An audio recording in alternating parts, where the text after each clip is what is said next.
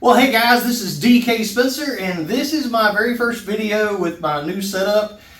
So bear with me. Let me know in the comments how the sound is. I may have to go with an external mic because the camera is definitely farther away from me than normal. I've got to, get my lighting and everything straight. I don't know if this is going to work or not. This is a trial run. So you guys make sure to let me know in the comments how this looks and sounds and all that stuff. So today we're going to talk about a specific accessory for a First Strike FSC, and this will also work on a Pepperball TCP. So if anybody is not familiar with the First Strike FSC, this is sold by First Strike, obviously, and it's sold as a paintball marker. A lot of people in the less lethal community buy these and customize and modify them to make personal and home defense less lethal launchers. Or they buy ones that somebody else has already modified and customized for them. I have literally had dozens of these things. They are extremely reliable. You can get a lot of power out of them. And one of the really big draws for these is the fact that there is a ton of accessories out there for them. You can put air tanks on the back of them. You can make them sniper setups, carbine setups. You can leave them compact and just get a lot more power out of them. There's a ton of barrels for them, hand guards, comps, extended mags. But one of the things that there's not a lot of out there are top rails. Now, First Strike makes a top rail for these, but the problem with the First Strike top rail is, and it's a top and side rail, but it will only work on this if you do not have a comp or a handguard or anything else on it. It attaches to the bottom where a light would attach. Now these only have one rail section and there's hardly any lights that'll fit it. You can find a couple lasers, hardly any lights at all, because there's just no room there. Once you put that on, then you can put a light on the side of it and an optic on the top of it. And it basically attaches down here, wraps around the top, and your rail floats over the top of it. I do not like those at all because, again, you lose your bottom rail, you lose your ability to have a comp. A lot of people like to put a slightly longer barrel on them, and then they put a comp that actually, sticks out the same length as the barrel, and then that gives you a longer rail section so you can mount more lights and lasers, basically anything you want at that point. A lot of different people make comps for these. Home Defense 24 is a really, really good one that I like. I think it's one of the best looking ones out there. But these things, again, you can do anything to them. Air tank on the back, long mag, long barrel, anything you want. But people have been saying they're having a hard time finding top rails that just attach to the top. Now there is a carbine kit for these that has a top rail, but it also adds a handguard. So some people don't want to turn it into a carbine just to get that top rail. So Greg and Angelo over at East Coast Less Lethal, Greg just got a Pepperball TCP pretty recently, so he started making some products for these, or at least one product so far. I'm sure there's more in the making. But he sent me one to show you guys and to try out, so that's what we're going to do today. For anybody that doesn't know, a Pepperball TCP and a First Strike FSC are almost exactly the same launcher. The TCP comes with a different barrel from the factory, just a slightly longer barrel from the factory, and then the TCP does not have the holes in the back to mount a rear air system. Now there are ways around that, but you can't use the First Strike system that mounts into the 4 holes. So other than that, they're the exact same launcher. So this top rail is going to work for an FSC or a TCP, so I'm really excited to check it out. So let's do that.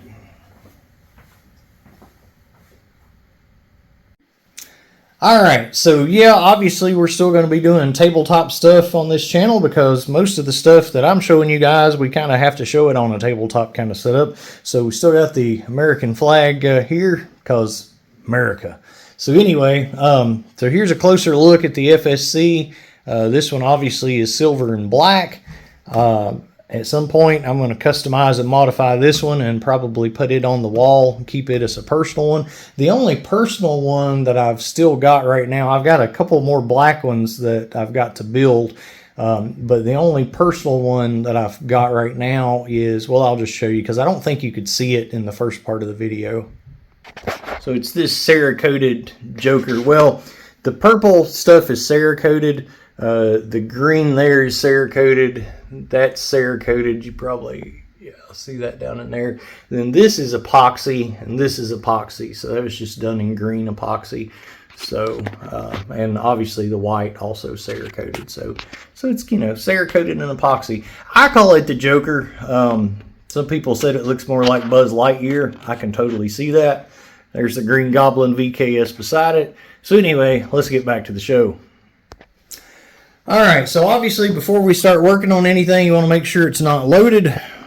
Now, one of the big advantages to these, one of the absolute best things about them, other than all the accessories and the ease of making power and all that, is the fact that it has a magazine that holds not only the ammo, but also the CO2.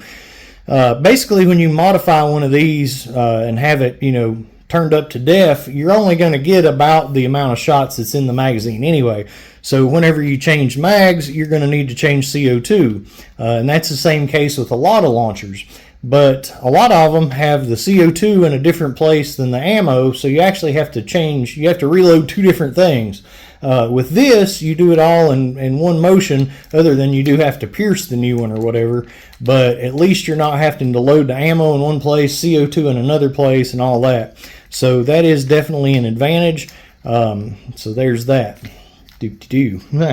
All right, so since that's out, we know it's safe. You can look down in there and make sure there's nothing in the breech. All right, now we're going to be using a very, very tiny little Allen key. I do not know what size it is. I will tell you that you can get it if you're into the FSCs and you get one of the service kits. I think this is the dealer service kit. Comes with a lot of extra little parts and doodiggies that you need. Doodiggies, I just made that word up. But it does come with the Allen key that you need for this, and it is a small little guy.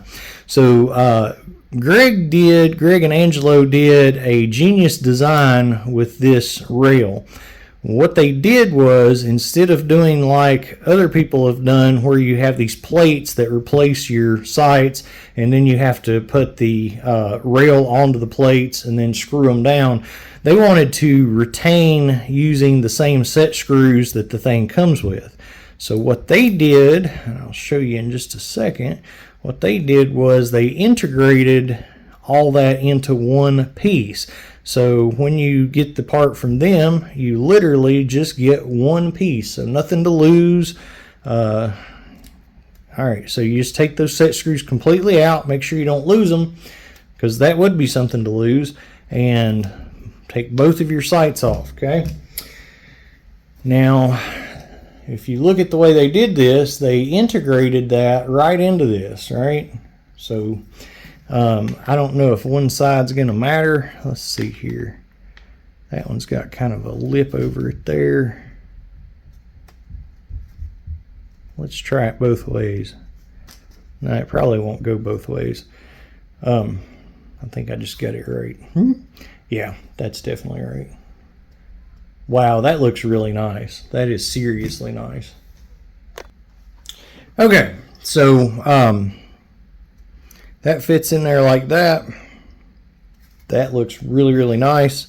And then you are just going to put your set screws back down in.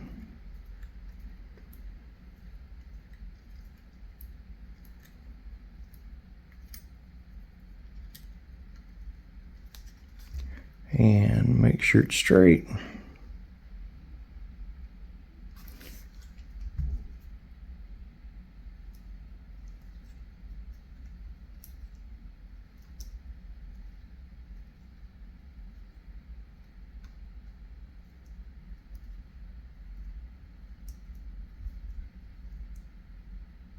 Okay.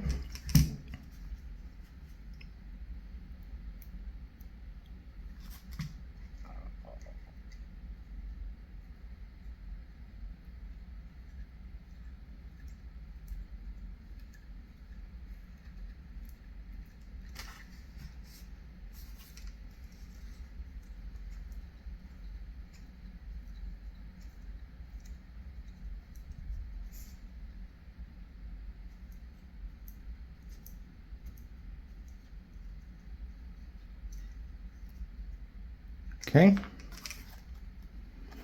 that is good and secure. Hey, it looks mean, don't it? Go ahead and stick that back in. Yep. And I mean, at this point, you want to get nuts and put an EOTech on it? You can get nuts and put an EOTech on it. I wouldn't suggest it because it's kind of weird, but just saying. Holosun? You want a Holosun? Holosun. So, you know, sky's the limit. Obviously, if you're doing a carbine build or whatever, you know, you might put the other one with the handguard, but if you don't, you want to have something you can actually just have a longer barrel and whatever and convert it basically to a pistol really quick, you know, you might want to put a bigger optic like that. If you're going to leave it compact like this, well, probably put a smaller one so you don't look weird. I don't know. That's a big Holosun. I've got a smaller one. Where is my smaller one? Oh, it's on my X68 carbine. That kit's also from East Coast Less Lethal. But anyway, there's that. Looks like it's going to work out great. Looks really nice. One good thing about this versus the metal one, it's not going to scratch the top of your rail or the top of your receiver or anything. I think it looks nice, especially on that silver one. It looks real nice. So there's that. I'll put a link to it. I'm assuming he's got these available now on the store. I'll put a direct link if he does. If not, I'm going to put a link to East Coast Less Lethal, and you guys can stalk him until he actually has them active.